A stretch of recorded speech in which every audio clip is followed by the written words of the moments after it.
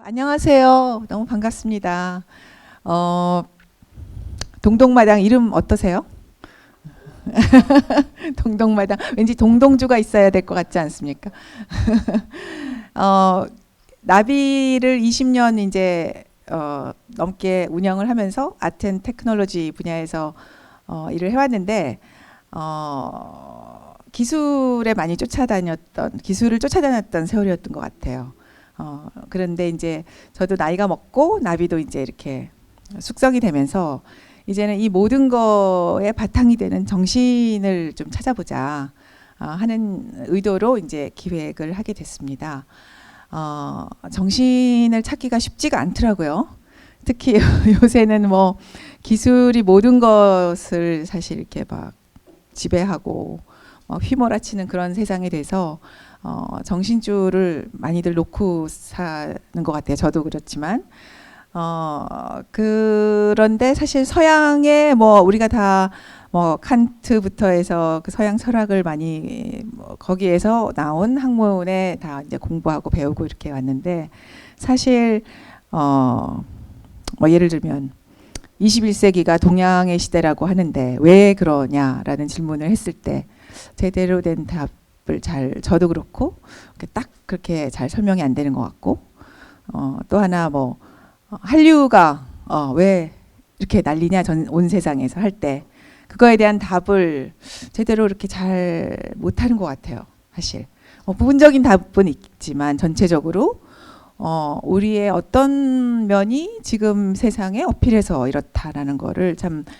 체계적이면서 좀 깊이 있게 얘기하는 거는 많이 못 봤습니다. 그래서 우리가 우리를 참 모르는구나 하는 그런 생각이 좀 들었고요. 그래서 이스트 밋 이스트라는 거를 이제 이 제목을 내걸면서 사실 이제 작년부터 이제 이거를 시작을 한 건데 이스트 밋 이스트를 생각하면서 사실 이 뭐 나중 이스트, 처음 이스트는 이제 우리 지금의 이스트이지만 사실 우리가 우리 거를 진짜 좀 잘 모른다. 이스트 및 웨스트라는 건 사실 많이 해왔는데 잘 모르고 근데 우리 옛날 거에서 어쩌면 오늘날을 설명하고 해석할 수 있는 그런 실마리가 좀 있을 수도 있겠다라는 이제 그런 좀 감을 잡고 이제 시작을 했습니다. 그 중세 말기에 암흑기에 서양의 그 철학자들이 그쵸 더 이상 답이 안 나오니까 그 클래시컬 자기네 앤티코티를 이제 돌아보면서 후마니타스를 발견하고 그래서 이제 르네상스와 휴머니즘을 발명했다고 한다면 오히려 우리도 좀 우리 옛날 거를 같이 돌아보고 또 지금 일어나고 있는 걸 같이 이렇게 접목을 해서 그러니까 옛날 그 동양 미학이나 동양 철학 하시는 분들은 여기 지금 이기동 선생님도 오셨는데 뭐 많이들 계세요. 그리고 업적도 많이 있으신데 그 동양적인 거를 오늘날의 이 기술 시대에 어떻게 적용하느냐 하는 거는 저희의 과제인 것 같아요. 그래서 이제 그거를 하자고 여기 이제 시작을 했고요. 아마 저는 이거를 뭐 언제까지 하냐고 누가 물어보셨는데 아마 죽을 때까지 해야 될 것 같습니다. 그래도 제대로 할지 잘 모르겠는데 하여튼 좋은 그런 마당이 돼서 서로 간에 의견 자유롭게 나누면서 뭐 포부가 있다면 어떤 하나의 사조를 만들면 참 좋겠다 그런 생각을 해봤습니다. 감사합니다.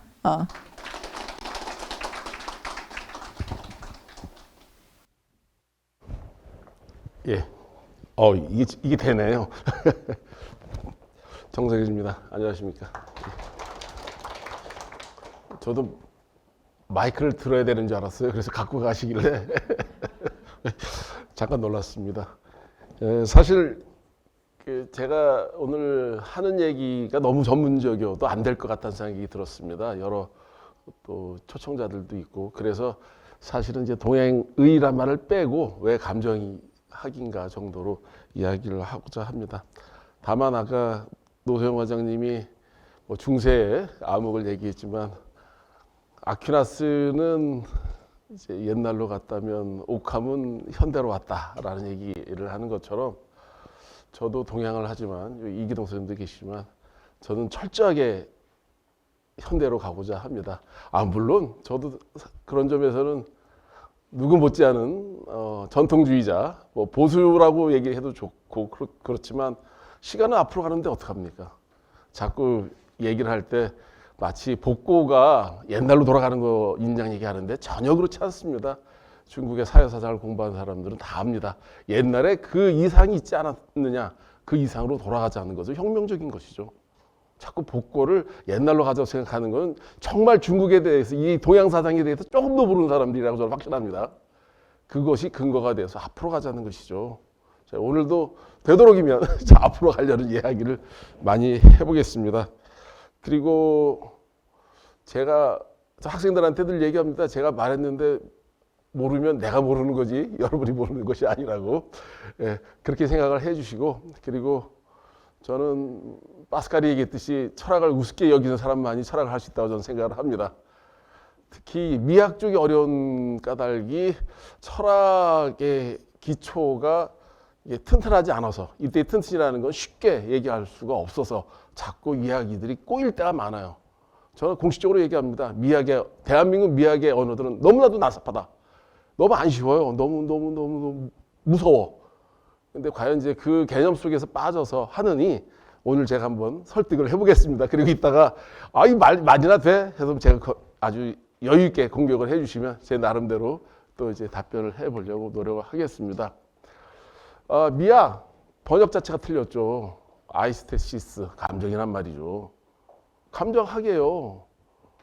근데 왜 엉뚱하게 미학 운운합니까? 이게 벌써부터 헷갈리기 시작하는 겁니다.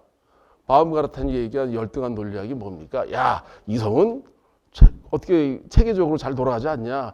근데 감정이라는 게 체계적으로 안 돼. 하지만 이것도 한번 정리 좀 해보자 라고 하는 게 바로 열등한 논리학의 이념 아니겠습니까? 결국은 미학은 감정학입니다. 그런데 그 감정의 한 작은 부분인 아름다움을 놓고 얘기한다는 것만큼 정말 잘못된 것이 없다는 게 제 기본적인 생각입니다.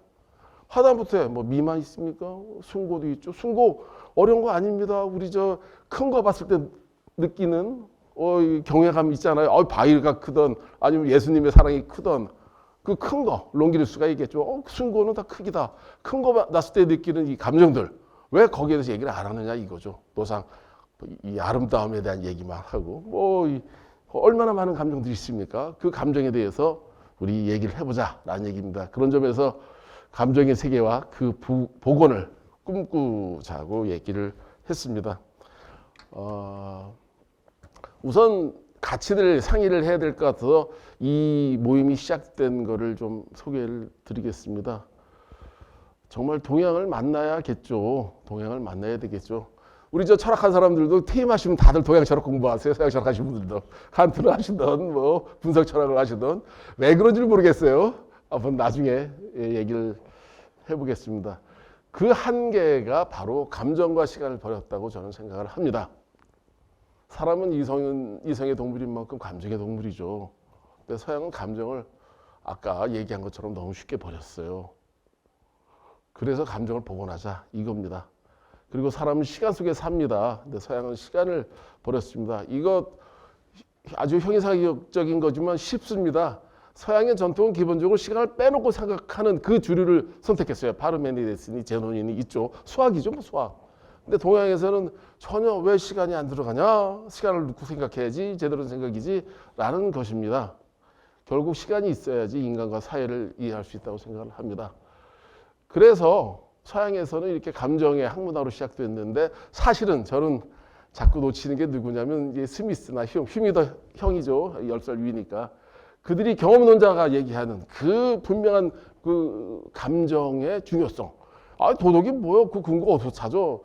결국은 내가 저 사람 봤을 때 애틋한 느낌, 감정이 있으니까 난 살아갈 수 있는 거 아니고 그것이 도덕의 근원이 되는 것이 아니냐라는 이 둘의 이 경험론적인 결론이 정말로 중요하다는 얘기입니다. 기회가 되면 더 말씀드리겠지만 저는 맹자의 사단, 송구스럽지만 아주 진짜 무식한 단순한 논리라고 생각합니다. 전 공식적으로 무식하다고 합니다. 그런데 얼마나 무식하고 단순해서 좋습니까? 뭐 설명할 게 없잖아요. 안 됐어. 밥 줘. 불쌍해 구해줘. 얼마나 이 간단명료한 윤리의 근원 아니겠습니까? 반면 동양에서는 이제 감정이 중요한 사고의 대상이었다는 것. 이거 그래서 감정의 조화, 이 중화 이런 얘기를 했다 이 얘기죠. 예, 그래서 뭐 시간을 사유한 서양의 역사는 헤라클레이토스고 헤겔이 엄청 띄워주죠. 서문에서 우리의 위대한 헤라클레이토스 이렇게 왜 움직이는 거 봤다 이거죠. 그리고 나서는 좀 이제 베르그송이니 뭐 화이트헤드 이런 사람들이 있었다. 그리고 하다못해 칸트만 하더라도 이 감정을 얘기하는데 저거 쑥 빼놓고 얘기한다라는 얘기입니다. 특히 동양은 이제 기화론을 비롯한 이제 기능론적인 사고, 실체 굳어 있는 거죠. 기능은 움직이고 있는 거예요. 재밌는 얘기 해드릴게요. 제 친한 정형외과 의사가 있는데 여기 아파. 그러니까 기능론적 장애래요. 그래서 이게 뭐야 기능론적인 장애가? 그랬더니 의사가 뭘 모를 때 그렇게 대답한대요. 아프긴 아픈데 뭔지 모를 때. 그분은 학교 때려치고 이제 그 국경 없는 의사회를 좀 뛰고 있습니다. 예. 바로 이런 것들을 이제 그 무라는 개념 아래 이제 이야기하고 있다 이겁니다. 무하니까 무로만 간다고 생각합니까? 아닙니다. 무는 반드시 유를 얘기하기 때문에 운동이 생겨요. 유는 무가 없기 때문에 운동을 안 해도 돼요. 아주 쉬운 얘기를 한다면 그렇습니다. 그래서 이런 식의 주장 아래 여러분과 함께 이렇게 우리 공부 좀 해보자.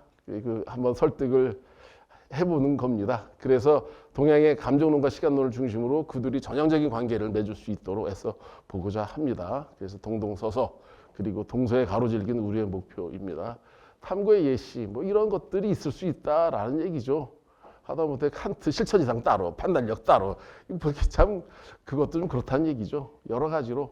그리고 이제 시간을 어떻게 이 우리의 그 연구 속에 넣느냐 참 중요하다는 생각이 듭니다. 감정과 이성, 사람 무엇을 사는가. 이성적 동물이라고 해놓고 이성적인 사람 별로 없습니다. 저부터 그렇습니다. 특히 이를테면 뭐 정의관에서 우리 유 더하기 종차라는 식의 얘기를 하는데 생각을 해보세요. 유가 있느냐고. 고래는 있어요. 근데 물고기라는 유가 있습니까? 뭐 흉 같은 아까 얘기한 흉 같은 사람들 그런 거는 네 머릿속에 있지 그게 실제적으로 있어? 없는 거야. 인간끼리 이제 합의 본 거다 이거죠. 범주로 합의 본 거다 이거죠. 하다못해 고래 중국 사람들 경자 쓰잖아요. 거기 물고기 어짜 쓰지 않습니까? 물고기를 분류하는 뭐 그건 그 의식을 반영하는 것이고 그렇습니다. 결국 우리는 그 종차의 한계 속에 살고 있습니다. 이성, 사고, 언어 다 그런 것들이죠. 예, 그것을 넘어서 우리가 저 개 세상에 나쁜 개는 없다. 그거 열심히 봅니다. 보이면 봅니다. 그거 느낄 때마다 볼 때마다 참 많이 배워요. 저는 이제 개는 이제 코로 대화하는 거 아닙니까? 코로 대화하는 거를 우리가 자꾸 무시하고 우리가 코가 약하다고. 아시지 않습니까? 개가 암도 코로 찾아내지 않습니까? 좋은 개들은 사람보다 10만 배가 빠르더라고요. 그래서 제가 그때서 알았어요. 우리 예전에 동네 오기 도착하면 우리 개는 그 사람이 우리 딸내미 온 거 어떻게 알아? 똑똑해. 그러는데 바람이 반대로 불었으면 얘도 모를 겁니다. 바람이 그쪽으로 보면 아는 거죠. 10만 배인데 그 정도 못 찾겠어요? 우리 언니 왔어 하고 막 짖겠죠. 예. 그리고 여러 가지들 이 동물의 이야기들도 그렇고 하다못해 뭐 침팬지 갖고 학위를 받은 구달도 바로 그런 거를 찾아낸 사람 아닙니까? 저것들이 뭐요? 근데 이상하네, 교통하네, 가족이 있네 이런 것들을 알아차린 거죠. 구달 제가 강연에 미국서 한번 들었는데 그러더라고요. 난 고등학교 졸업하고 그냥 친구 아빠 따라가가지고 침팬지랑 놀았더니 그거 노는 얘기 써주면 학위 준다고 그래가지고 참 내가 캠브리지 학위를 받았어요 그러더라고요. 아직도 기억이 납니다. 자, 느낌의 복원이라고 얘기할 때 잘 보세요. 말이 어려워서 그래요. 이거 사실 지각이라는 거는 이렇게 인상들, 이거 인상, 그리고 인상이 머리에 땡그르 아이디어로 떠오르는 것들, 이 모인 것이 세계의 시작이라는 거예요. 우리 인식의 시작이라는 겁니다. 그런데 왜 자꾸 그런 걸 버리느냐 이거죠. 그러니까 인과율이 세상 설명하는데 가장 좋지만 사실은 인과율 자체는 아까 종차 얘기한 것처럼 없는 거라는 거예요. 우리가 그렇게 보고자 하는 것일 뿐이지 맞죠? 물건과 물건 사이에 뭐가 그게 있어요? 지나가요? 찌릿찌릿 지나가요? 안 지나가죠? 자, 그래서 경험론이라는 것은 바로 제일 원리에서 떠나서 이제 구체적인 경험으로 가는 것이라는 얘기입니다. 사물의 탄생, 아유 말은 멋있어요. 그런 뜻 아닙니다. 사건이 뭐냐는 얘기입니다. 사실 지각이라고 할 때 알지자가 들어가고 저 감각이랑 각자가 들어가서 이것도 어려워요. 그런데 이제 깨달이라는 것도 있고 말을 떠나라는 얘기를 동양에서 많이 하죠. 말을 떠나는 예술, 말을 돌리는 문학, 말을 넘어선 몸. 잘 생각해 보십시오. 다 말 바깥에 있습니다. 비트겐슈타인 얘기했지만 세계의 한계는 언어의 한계다. 세계는 사태의 총합이다. 뭐가 말이 어려워? 아니에요. 우리가 말하는 것만큼만 우리 안다는 얘기죠. 1대1 대응해서. 초창기 사상이지만. 그 반대로 오히려 하이데거 같은 경우는 너무나 세잖아요. 존재는 언어이지. 얼마나 관념적이에요. 뭐 그래서 나치가 됐는지도 모르겠습니다. 저는 구체적인 유태인이 죽는 걸 보고 참을 수 없다는 게 제 생각인데 참을 수 있는 사람은 관념적이고 이념적이고 아주 개념적인 사람입니다. 철학자가 주로 그랬다고 루소가 엄청나게 깝니다. 동네 아줌마들은 싸움이라도 말리는데 철학자는 3층에서 쳐다보고 있고 이 새끼들 웃겨. 죄송합니다. 새끼란 말 써서 루소가 그렇게 표현합니다. 직접. 예. 그래서 사물이라는 건 뭐냐면 일사자와 물건 물자죠. 사는 만나는 거죠. 이벤트죠. 어페어예요. 그리고 물은 things들 아닙니까? 이것이 모여서 세상을 이룬다는 얘기입니다. 이를테면 물, 남녀라도 좋습니다. 남녀란 물이 만나서 저 살을 이루면 러브 어페어가 되는 거죠. 이렇게 이벤트 어페어가 딱 되니까 결국 사물이 만나서 사건을 이루고 이것이 바로 세계를 이루고 있다는 얘기입니다. 왕陽明이 얘기한 사상마련이란 표 별거 아닙니다. 모든 일을 사 위에서 시작을 해라. 추상적인 거 버리고 제발. 이게 이 동양에서의 얘기입니다. 그래서 새로운 만남의 방식을 저는 이제 늘 꿈꿉니다. 느낌으로 얘기하면 어떠냐 이거죠. 우리나라 사람들 이거 가능성 정말 있습니다. 왠지 알아요? 별 대 별을 닫아 나는 느낀다고 써요. 영어로 I feel 하면 좀 이상하죠. I think가 되는데도 난 그렇게 느껴. 이렇게 느낀다는 표현이 아주 안다는 의미와 거의 비슷하게 쓰이는 게 대한민국의 언어입니다. 그리고 촉감, 이게 촉감도 얼마나 합니까? 그래서 최근 들어서 박물관 가서 만지지 못하게 하는 거, 우리 대한민국 사람 촌스럽게 자꾸 만지죠. 이렇게 아줌마들 이게 아니죠. 서양 사람들도 마찬가지더라고요. 제가 좋아하는 저 메소디우스 신부네 가봤더니 뼈다귀 하나 이렇게 발뼈다귀 하나 갖다 놓고 성당을 제가 가봤는데 서로 앉아서 만지게끔 하고 뼈다귀 이렇게 그런 거 많지 않습니까? 서양도 그런 것처럼 우리는 이 느낌 그리고 아까 얘기한 대, 후각, 청각, 미각의 현대죠. 예. 그래서 어쨌든 우리에게 뚫려져 있는 구멍 7개 이런 것들을 생각한다는 얘기죠. 그리고 시각은 서양에서 많이 강조했습니다만 저는 그런 식의 어려운 얘기 아닙니다. 왜 사람은 사람을 보고 싶어 할까가 제 가장 큰 궁금증입니다. 우리 엄마 보고 싶어서요. 뭐 나흘 밤 잠 올 거야. 뭐 이렇게 왜 보고 싶냐 이거죠. 제가 사람 보고 싶은 사람 봐서 어떻게 하지 못하거든요. 제 어머니 본다고 해가지고 뭐 어머니는 뭐 어떻게 껴안아요? 뭐예요? 아니에요. 그냥 그래도 보고 싶다라는 것 이게 뭐냐 이거죠. 그래서 이제 체화인지 연구단에서 저도 한 발표를 했었는데 그쪽에서 이제 뇌가 몸, 세계 어떻게 이어주냐 이겁니다. 근데 서양과 동양이 다른 게 있어요. 서양은 저렇게 세 가지만 얘기하면 동양은 꼭 저기다가 마음자를 넣어요. 꼭. 그 차이는 나중에 말씀드리겠습니다. 이렇게 시각의 지성화가 있고 시각을 정서화하는 경우가 있다 이거죠. 제가 지금 얘기하는 정서화죠. 그래서 눈을 뜨거나 감거나 다른 게 생기죠. 뭐 맹인도 마찬가지고. 예, 그리고 다칠 때 뭔가 열리는 게 있을 거라고 생각해요. 그래서 장자에 나오는 성인들은 다 불구입니다. 멀쩡한 사람 성인 될 수 없습니다. 저는 따라서 장자의 기준에 따라서는 아주 수준이 낮은 사람입니다. 예. 예, 하다못해 이렇게 얘기하면 너무나도 단순하다고 얘기를 하실 수 있겠지만 여러분들을 이렇게 설득하기 위해서 예를 들어봅니다. 아이고, 불교의 오혼 저거 별거 아니에요. 저는 오음이라고 하는데 이게 사람을 이루는 5가지 농축된 거란 뜻이거든요. 온축이란 뜻이니까 이게 숨어 있는 게 뭐냐 이거예요. 색은 뭐 물질이니까 물질이라고 해봐요. 근데 명은 뭐 이제 감각들이에요. 우리 인간에게 주어진 것들이죠. 저건 네임이니까 그런데 이렇게 영어로 할 때 이게 서기랭 스님이 번역했는데 그 양반 영어 얼마나 쉽게 합니까? 그러니까 그런데도 이렇게 어려워. 필링, 퍼셉션 이렇게 어려워요, 이거. 이제 틱낙한입니다. 한자로 틱낙한. 그 베트남어로 한자 이렇게 읽으면 됩니다. 틱낙한 스님이 쓴 겁니다. 제가 석이라니까 갑자기 이상했습니다. 자, 감각지각 구성구숙 이거 우리말로 바꿔보겠습니다. 잘 모르겠지만 뭐 느낌이 와. 첫 번째, 두 번째 뭔가 알 것 같아. 이게 뭐가 나 죽이려고 그래, 살보래, 뭐 아니면 뭐가 온기가 와. 그다음 그게 쌓였어. 저 자식만 보면 그냥 기분 나빠. 그리고 깊숙하게 더 이상 벗어나지 않는 느낌. 이런 거 보면 아주 느낌으로 다 번역해 보겠습니다. 느낌이 들어오다, 느낌을 알다, 느낌을 쌓다, 사라지지 않는 느낌, 유식의 것. 제8식, 알아야식, 사라지지 않는다 이거죠. 점차 감각적 유물론에서 현상세계로 나가고 있습니다. 희망, 심수, 뭐 이렇게 얘기를 하는데 결국은 뭡니까? 마음이 있으면 마음에 딸린 것들, belongings들이에요, 다.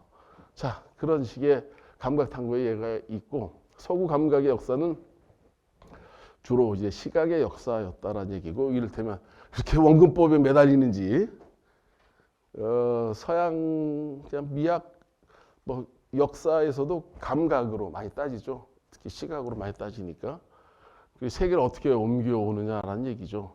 그리고 시각을 자꾸 이제 보정하고 뭐 그렇습니다. 정지된 시각입니다. 이거 제가 한번 그림을 보여드리면서 설명하겠습니다.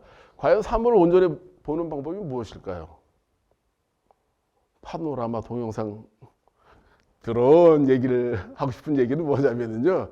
제가 어디 꼭 가봐야지 속이 시원했거든요. 그런데 드론을 띄우니까 안 가봐도 되더라고요. 저보다 더 멀리서 보더라고. 그래서 드론이 저의 아주 그런 여행 욕구를 많이 깎습니다. 자, 동양화의 서양화의 차이도 한번 느껴보겠습니다. 시간 때문에 제가 좀 말을 좀 빨리 하고 있습니다. 이거 렘브란트, 제가 좋아하는 렘브란트입니다. 직접 봐야죠, 정말 그림. 시커멓게도 그리고 밤도 그리고 막 이래요. 저는 사실 그 파리의 그 오르세이 박물관 가서 고고 보러 갔다가 고고는 안 보고 렘브란트에 빠져가지고 그냥 하루 종일 있었던 게 기억이 납니다. 자, 여쭈겠습니다. 이거 몇 시 몇 분이에요? 저희 6시 15분 18초. 시간이 나와야 돼요. 이건 빛의 시간이 있어야 돼요. 이게 정확히. 이 양반들 뭐 고기 잡고 어디로 오고 빨래하고 있는지는 몰라도 어느 하루의 시점이 분명히 있습니다. 그래서 미술하시는 분들, 특히 서양화는 그 시간대 그림을 그려야 되지 않습니까? 해가 바뀌면 안 돼. 그때 그려야 돼. 뭐 어쩌고 저쩌고. 자, 이거는 아까 얘기한 대로 또 잊어버렸습니다. 5시 뭐지? 18분 뭐 58초. 뭔가 이 시간이 있어요. 좋습니다. 우리 성산이출봉을 올라가겠습니다. 어떻게 그려야지 성산이출봉을 제대로 그리는 걸까요? 에? 이건 우리가 한 부분이야. 좀 약간 드론을 띄워가지고 이렇게 그릴 수도 있을 것 같아요. 글쎄, 이 거짓말을 제가 해드릴게요. 우리 학교 미술 동양화 하신 선생님이 제주도에 가가지고 성산일출봉 배를 탔어요. 동동동동 거리니까 또 이 꺼내가지고 그리기 시작하더라고. 그리기 이렇게 시작하는데 배 타면서도 거기에서 계속 그리고 있어요. 이렇게 계속 길어지죠, 이렇게. 많이 길어지죠. 이게 알아들으셨어요. 웃으시면 이제 아시는 거야. 계속 길어지는 거예요. 그러면서 우리 부치 아직 또 이거 조선께 안 좋아가지고 일본 거 쓰고 이게 창피해 죽겠어. 뭐 이러면서 그래서 옆에 있는 장반이 또 우리 또 독일에서 또 프라이브레이크스 미술사 독일에서 공부하면 또 미술사도 해야 되지 않습니까? 그 양반 거 어때요? 그랬더니 무슨 거짓말이지 뭐. 그 양반 정말 철저하게 서양적이신 서양 미술사적인 관점을 가시죠. 두 분이 친해요. 산은 같이 다녀. 그런데 그림에 관해서만큼은 저건 거짓말이다라고 생각하고 있고, 그리고 이제 퇴임하셨는데 그분도 그림을 연체 그리는데 그림 개판이더라고요. 그래서 이 그림이 뭡니까? 그래서 그러냐? 뭐 이러다가 아주 벽돌같이 아주 정교한 기하학적인 거 있잖아요. 이렇게 지붕 같은 거 그려놓고 이런 거. 그건 잘 그리시더라고. 성격이 나오더라고. 그런 성격에서 이거는 무슨 거짓말이죠. 자, 어떤 것이 정말 자연을 잘 담는 방법일까요? 제가 이게 겸제라고 써있죠. 도대체 화가가 어디 있어요? 드론 타고 있어요? 헬리콥터 타고 있어요? 시점이 정말 엉망으로 이렇게 돌아다니고 있습니다. 이게 위 아래도 있고 저 위에서 본 것 같기도 아래에서 본 것 같기도 하고 멀리서 계속 보고 있어요. 이렇게 시점에서 자유롭습니다. 그러니까 서양적인 관점에서 만화야 뭐라고 할 수도 있어요. 자, 여기서 이제 퀴즈 하나. 이 그림 아시죠? 아시는 분? 이건 동양할까요? 서양할까요? 학생들한테도 자꾸 묻고 제가 24살 때 이 그림에 대한 설명을 보고 제가 야 이게 정말 공부할 게 많구나 하는 생각을 해봤습니다. 위에 있는 도장은 신경 쓰지 마십시오. 제가 해석해봤더니 뭐 태사 황제지 뭐 이거 임금님 거야 건드리면 죽어 그런 뜻이에요. 도장 신경 쓰지 마십시오. 서양합니까? 동양합니까? 그리고 그것이 서양하면 왜? 동양하면 왜? 서양화 같죠? 왜? 근데 원근법 또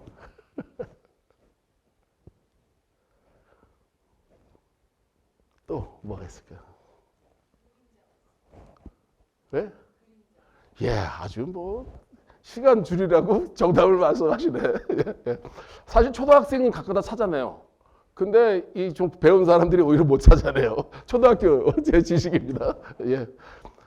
동양화에는 없는 그림자가 여기에는 늘 있어요. 그림자는 뭡니까? 시간이라고 그랬잖아요. 아까 렘브란트 그림 이런 것처럼. 바로 이런 것들이 뭐냐. 뭐 이렇게 보니까 이제 도장 내 거 건들지 마 이런 거고 뭐 그림자 보십시오 이렇게 사람은 이제 청복을 하고 있죠. 그런데 그림자가 다 표시가 돼 있어요 이렇게. 이런 건 진짜 동양화 같죠. 마치 우리 모나리자 그림 뒤편에 있는 거. 그건 또 꼭 그거는 그런 식의 기법은 동양에서 배웠다는 또 주장들은 많이 있습니다. 자, 이 그림자들을 보세요. 이 사람의 얼굴이 문제가 아니라 이렇습니다. 낭세령입니다. 주세페 신부로 왔었죠. 그리고 워낙 탁월해서 그 서양식 별장 궁궐이죠. 원명을 설계했죠.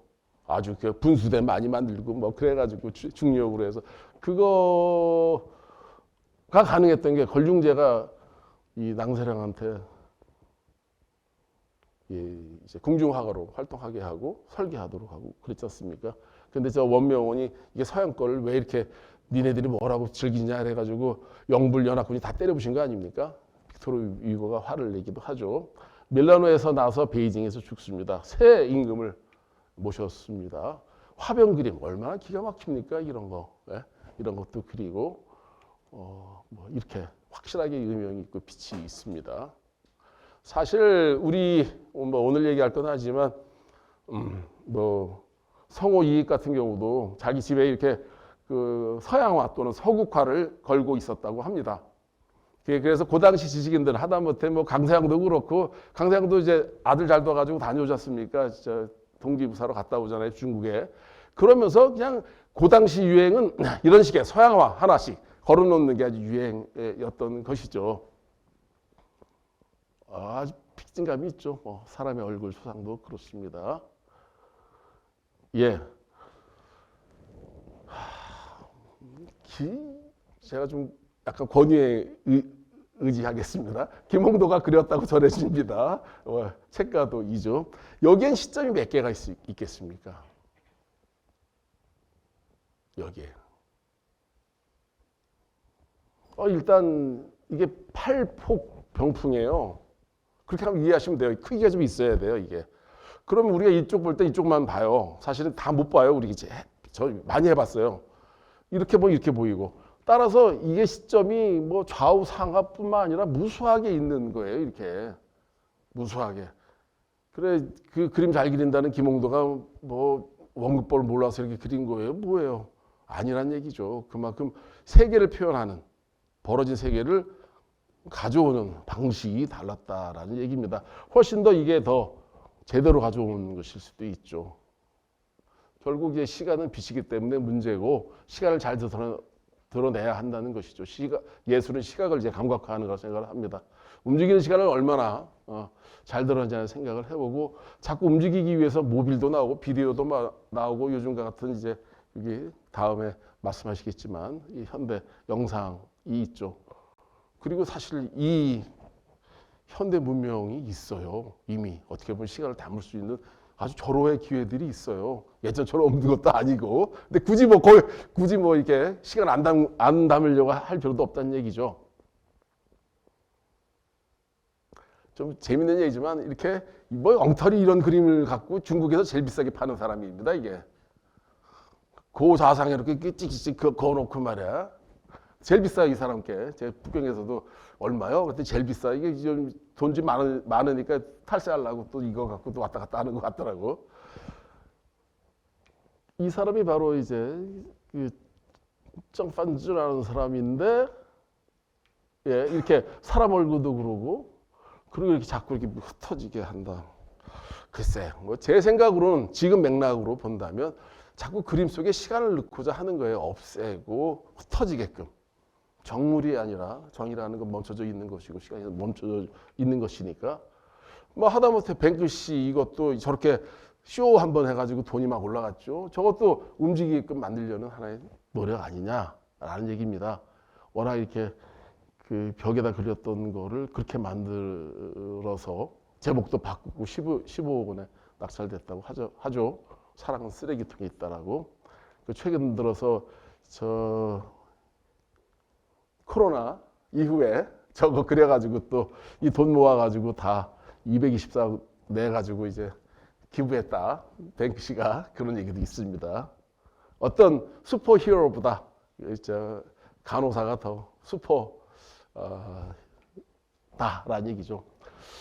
감정학은 감각학에서 머물 수 없습니다. 미학은 처음에 말씀드린 것처럼 아름다이다는 학문이 아닙니다. 아니라고 저는 강하게 얘기합니다. 미학은 감정학이고 나아가 감동학. 왜? 내가 왜 감동을 받는지를 말할 수 있으면 미학자예요. 그냥 감동받고 좋아하면 이건 이제 감각을 즐기는 사람이고 우리 같은 사람들은 근데 왜 좋아? 이렇게 물어야죠. 그러면 이제 미학이 되는 것이죠. 그래서 오히려 감정학으로 제대로 표현하는 게 좋지 않을까 하는 생각이 듭니다. 감정학은 예술만의 것이 아닙니다. 감정은 인식과 소통이라는 인식행위를 비롯해서 즐거움과 평화에 이르는 행복의 길입니다. 궁극적으로 감정은 우리의 도덕적 선함을 밝히는 윤리의 근거가 됩니다. 그러니까 감각하게만 머물지 말고 심성학으로 나가면 어떠냐라는 생각이 듭니다. 동그란 거 자꾸 서양에서 동그랗게 자꾸 그리려고 합니다. 이거는 질서죠. 그러나 동양에서의 동그란 거, 혼돈 같은 거 이렇게 울퉁불퉁 해야 합니다. 그래서 요거 미안합니다. 예. 그래서 아주 쉬운 얘기예요. 요거만 깨달으시면 됩니다. 형이상은 금방 뜹니다. 서양은 우주를 뭐로 부릅니까? 코스모스 아닙니까? 그리고 코스모스가 어떻게 되는 거예요? 얼마나 질서롭게 8개 우리 어렸을 때 딱딱 빼가지고 프로펠러 돌리고 그랬지 않습니까? 세계를 볼 때 질서로 보고자 하는 노력에 코스모스라는 단어를 부여한 것이죠. 근데 동양에서 질서의 우주라고 했습니까? 아무도 안 그랬어요. 혼돈의 우주라고 그러죠. 카오스의 우주예요. 동양은 일단 처음에 시작을 혼돈으로 보는 거고 서양은 그걸 질서로 보는 거예요. 이미 그 형이상학이 너무나 다른 거예요. 그것만 알아도 정말 쉽게 나갈 수 있죠. 그래서 이렇게 아까 얘기한 것처럼 혼돈이 둥글둥글 있는데 뭐 숙가홀이라는 친구가 놀러 와가지고 너무 잘해줬대요. 그래가지고 이 친구들이 신들이야. 아유 고마워. 그래가지고 하루에 하나씩 구멍을 넣어줬답니다. 하나, 둘, 셋, 넷, 다섯, 여섯, 일곱, 7일 만에 죽었다. 왜? 이게 감각기관이고 감각으로 구별하고 분류하고 범주화하고 그러니까 그냥 두리뭉실하게 있으면 좋은데 왜 그래? 라는 이야기죠. 그리고 이제 넘어가겠습니다. 그러니까 하다못해 보십시오. 우리 북두칠성을 보는데 서양은 저거 큰 곰자리라고 하지 않습니까? 요 꼬리 부분 보세요. 북두칠성 아니에요? 사람은 보고 싶은 대로 봐요. 보고 싶은 대로 본다 이거죠. 우리에게 큰 곰자리 있었습니까? 없었습니다. 그게 메이저든 마이너든 없었습니다. 보고 싶은 대로 보는 거예요. 사람이라는 거예요. 그리고 도리아식, 이오니아식도 이렇게 이게 위에서 보는 겁니다. 평면으로. 이게 과연 뭐 개수죠. 저건 20개, 24개 피타고라스가 해서 나누는 거고. 그러나 여기 보십시오. 파르테논 신전 진짜로는 어떻게 졌을까요? A, B, C 중에 어떤 걸로 졌을 것 같습니까? A처럼 보이죠? A, B, C, D. 근데 어떻게 졌을 것 같습니까? 실제로는 어떻게 됐을 것 같습니까?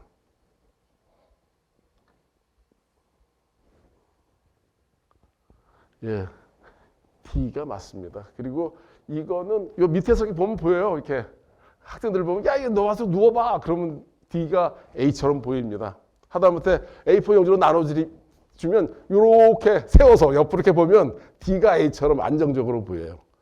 사실 파르테논 신전도 이렇게 보정을 한 거죠. 그런데 우리는 다 빼놓고 보고 싶은 거예요. 그러니까 기하학적인 걸로 단정을 하고 코스모스로 단정을 해놓고 그거는 자연에 각인된 것이니까 그것을 찾아내는 것이 인간의 의무라고 생각하고 보니까 자꾸 그렇게 보는 겁니다. 그러나 신전들 그렇게 안 졌습니다. 확실합니다. 저거 타타르키비치가 다 지금 해낸 거예요. 저는 타타르키비치 이전에 미학이 뭔지 몰랐어요. 근데 그 사람 거 보니까 와 쉽더라고. 그 양반 공부 많이 했더라고. 예. 자, 무지개의 형이상이라는 글을 제가 철학지에 냈더니 그 담당자 편집관사가 전화 왔어요. 아 철학문을 내야지 이게 뭐냐고. 그래서 좀 읽어보고 얘기해. 그랬더니 읽어보더니 다시 전화 왔어요. 아, 이 철학문은 맞네요. 그래서 간신히 실렸습니다. 이거 무슨 뜻이냐? 무지개가 몇 가지 색깔입니까? 7가지로 생각하시죠? 제가 이 농담을 또 독일 과학 철학한 사람한테 했다가 웃지도 않더라고. 엄청나게 혼났어요. 왜 무지개가 7개요? 쉬어보셨어요? 저도 저 중학교 때 그 프리즘 처음에 그 학교에서 내서 이렇게 했더니 저 이거 7개 아닌데요 그랬다가 선생님한테 두드러 맞았습니다.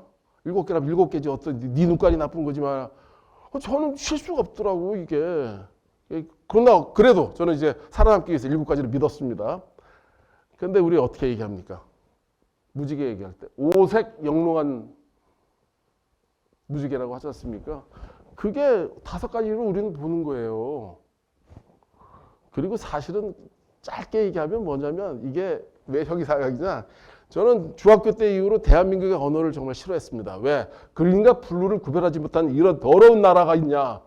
더러운 언어가 있냐? 길거리에는 문둥이 돌아다니지, 뭐 상위 군인이 찌개 들고 다니는 있지, 언어조차 블루와 그린을 구별을 못하는 이런 개 같은, 저 분노했어요, 사실은. 그래서 애들 앞에서 저기 파랗다, 양성 모음은 블루로 보고 푸르다, 이렇게 음성 모음은 이제 그린으로, 뭐 그런 식으로 이게 얘기를 해보겠어요. 전혀 안 되더라고. 왜 그랬느냐? 아주 쉽습니다. 5가지 색깔이 정형화되어 있기 때문에 비슷한 색깔 2개를 묶는 거예요. 그래서 녹색이란 말이 있어요. 다 아시아 3국에. 그러나 적어도 청자를 쓸 때는 그게 청해든 아니면 독야청청이든 그린이든 블루든 같이 쓸 수 있는 것이죠. 그게 바로 이 관념의 위대함인 것이죠. 이게 그렇게 하는 것처럼 무지개라는 것도 색깔이 7, 5 인간의 의식으로 결정한다는 겁니다. 사실이 아니에요.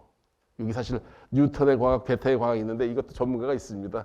뉴턴이 성공한 거예요. 괴테가 실패하고 괴테도 과학했습니다. 그때. 근데 저는 이제 괴테 쪽이 좀 낫으면 어땠을까 하는 생각이 듭니다. 아시다시피 뉴턴 과학의 7가지 색깔이 그전에 5가지였잖아요.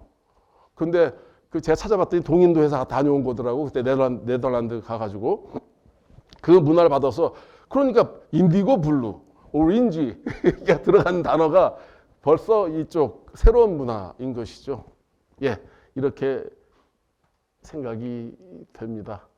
그래서 적어도 우리가 색깔을 보는 것도 그렇고 뭐 럭키 세븐도 마찬가지입니다. 뉴턴은 7이라는 수, 창조의 수에 세상을 맞추고 싶어 했습니다.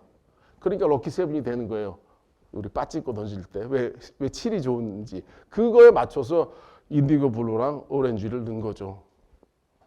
그리고 우리 같은 경우는 이제 이렇게 5가지로 굳이 맞히고자 했다는 것입니다. 이런 것들이 형이상학이라는 거예요. 별게 아니고. 그렇다 이런 걸 알고 이런 걸 바탕으로 우리가 색깔을 보고 아까 말씀드린 것처럼 사건을 보자는 거예요. 사건, 사물을 보자. 그겁니다.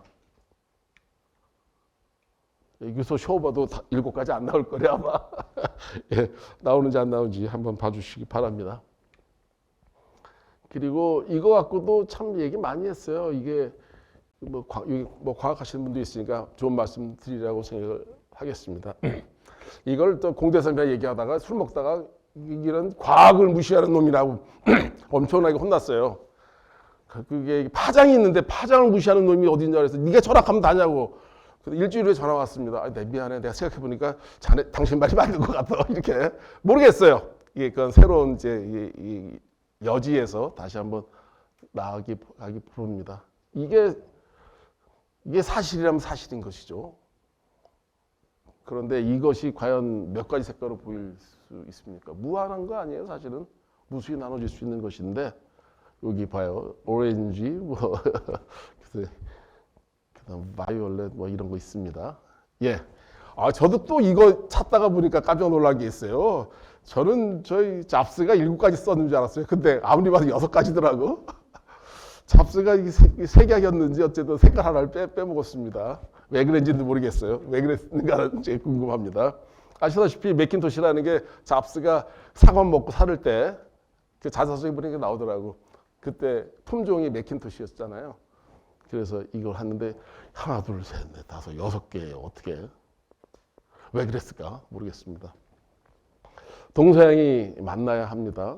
그래서 동서양의 미식을 같이 하고 그리고 감정을 포함한 동양의 철학을 적극적으로 수용할 수 있어야 한다는 얘기입니다. 감정 배제의 철학을 좀 이렇게 그래도 분명히 깨닫고 그리고 동양의 소박함이 혼돈에서 나온다면 이제 서양의 철저함이 질서에서 나온다. 이렇게 정리를 합니다. 자연을 담으려는 것은 마찬가지지만 그 틀은 다르다. 제가 어렵게 형이상학이라는 말을 써서 송구합니다만 그렇습니다. 제가 시간 안에 하려고 좀 서둘렀습니다. 열린 마음으로 아끼는 눈빛으로 만나자는 얘기입니다. 재밌는 얘기. 어디서든지 술 얻어먹는 비결이 있습니다. 음력에는 황도, 그러니까 태양의 계산이 있을까요, 없을까요? 음력에. 있다, 없다. 좋습니다. 다음 질문. 우리 24절기는 태양을 기준으로 한 겁니까? 달을 기준으로 한 겁니까? 그때 24절기 하면 너무 커요? 그러면 뭐 경칩, 저거 대설 이런 거 저기 태양이 기준이요? 아니면 저기 달이 기준이요? 뭡니까? 자, 그럼 더 쉽게. 동지, 하지, 태양이 기준입니까? 달이 기준입니까? 이게 그 대본 나오셨습니까? 안 바뀌잖아요. 21일, 22일, 12월. 정말 이런 것들이 편견입니다. 그 음력에 반드시 24절기. 어떻게 해가 움직이는데 농사 져야 되는데 무슨 뭐 달 갖고 농사를 어떻게 져요? 제주도에서 물고기 잡을 때는 음력으로 돼요. 근데 농사 지려놨는데 무슨 햇볕이 중요하지 무슨 달빛에 무슨 고구마가 익어요? 아니죠. 바로 음력에도 황도가 있습니다. 백도만 있는 거 아니에요. 정말 어리석은 생각들이에요. 이건 권력의 문제죠. 캘린더가 권력이듯이. 자, 그래서 이렇게 자유로운 분위기에서 이런 식의 개방된 이야기를 하고 싶었던 게 접니다. 이 개면전 정월에 새롭게 생각하는 삶, 사람답게 사는 삶, 서로 살아가는 삶을 누리시기 바라겠습니다. 고맙습니다.